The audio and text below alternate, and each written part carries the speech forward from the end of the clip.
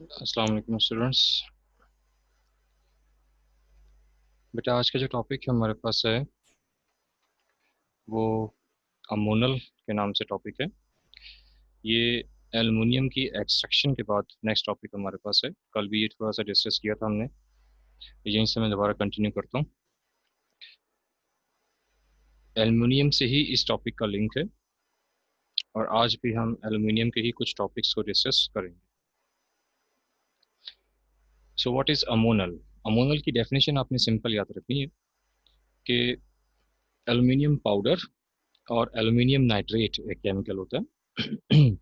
So aluminium nitrate और aluminium powder का जो मिक्सचर होता है उसे बोलते हैं बेटा अमोनल बोलते हैं।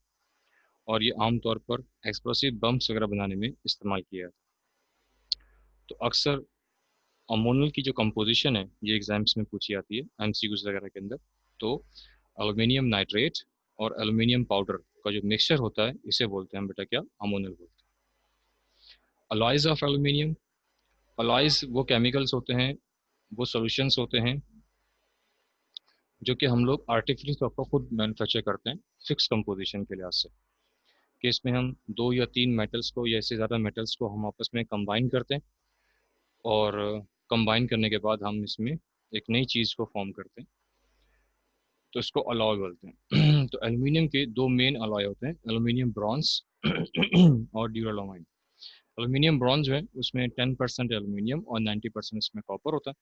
इसको आमतौर पर हम ज्वेलरी वगैरह बनाने के लिए इस्तेमाल किया जाता है, ज्वेलरी कॉइन्स और स्टेचू वगैरह बनाने के लिए इस्तेमाल करते हैं। ड्यूरालोमाइन, इसमें 95% एल्यूमिनियम है, 4% कॉपर है, 0.5% मैग्नीशियम और 0.5% निकल होता है।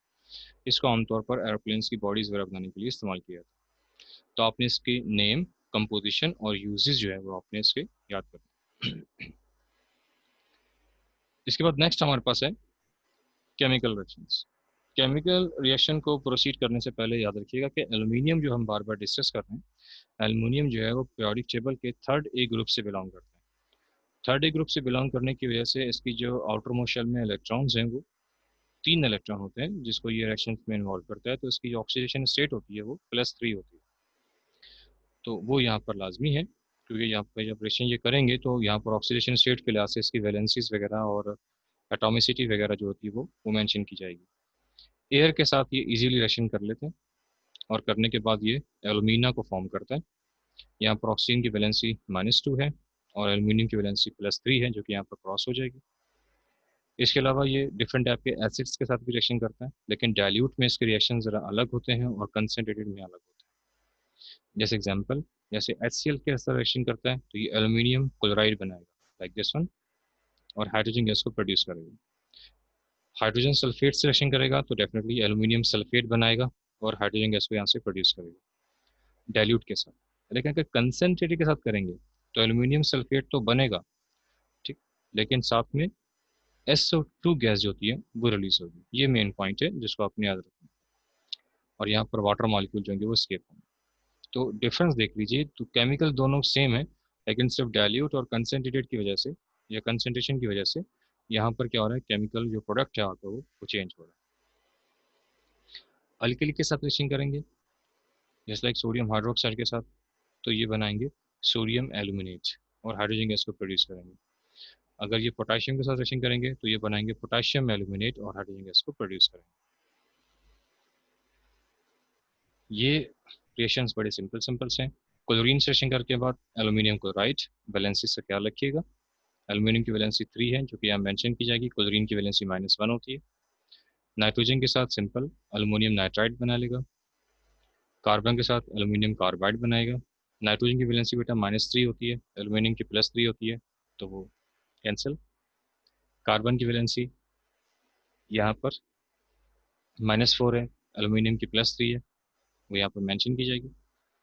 रिड्यूसिंग एजेंट, यानी कि एल्यूमिनियम जो है वो एज ए रिड्यूसिंग एजेंट के तौर पर काम करेगा। वैसे तो बेटा बेसिकली जो भी मेटल्स होते हैं सबके सब रिड्यूसिंग एजेंट ही होते हैं, लेकिन अगर हम यहाँ पर सिर्फ एल्यूमिनियम की बात करेंगे तो एल्यूमिनियम जो है वो मेटेलिक ऑक्साइड की रिडक्शन करता है, that's why it is called reducing agent.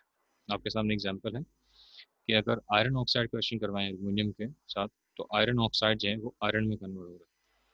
यहाँ पर आयरन Fe की जो वैलेंसी हो गया है वो ये देखें +3 है, जबकि यहाँ पे क्या है, 0 है। तो +3 से 0 हो रहा है, तो ऑक्सीडेशन नंबर क्या हो रहा है, वो डिक्रीज हो रहा है। तो जब ऑक्सीडेशन नंबर डिक्रीज होगा तो हम उसे बोलते हैं बेटा क्या है, वो रिडक्शन होता है। तो यहाँ पर आयरन ऑक्साइड की रिडक्शन हो रही है बेसिकली, तो इसलिए हम यहाँ पर कहेंगे कि एल्यूमिनियम जो है वो क्या है, वो रिड्यूसिंग एजेंट है। ये कुछ केमिकल रिएक्शंस हैं इसके।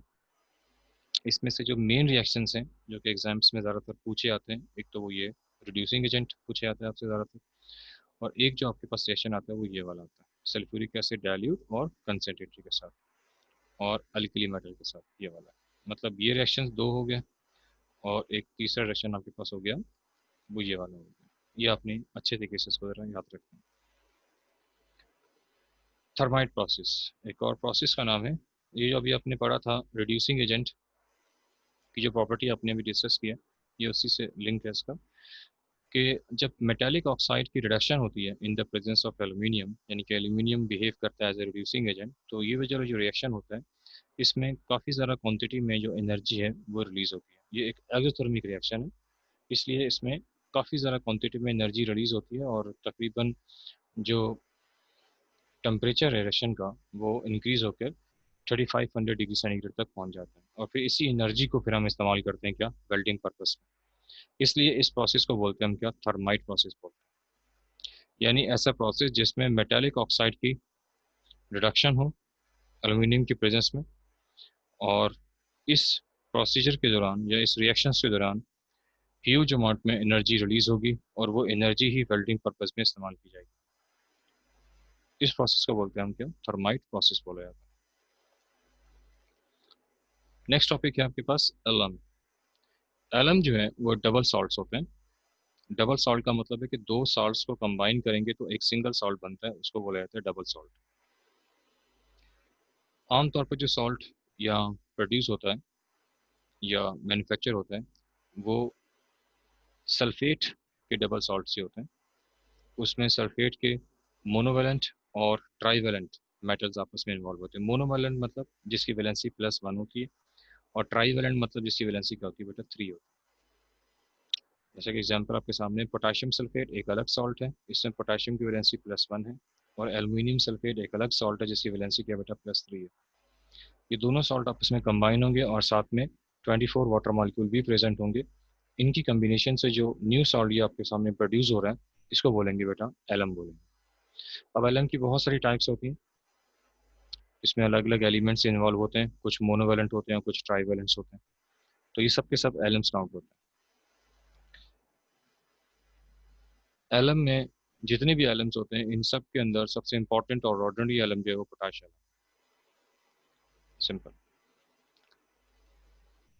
तो एलम जो है वो बेसिकली क्या है, डबल सॉल्ट है आपके मोनोवेलेंट और ट्राईवेलेंट मेटल्स के, और साथ साथ में याद रखिएगा 24 वाटर मॉलिक्यूल भी प्रेजेंट होंगे।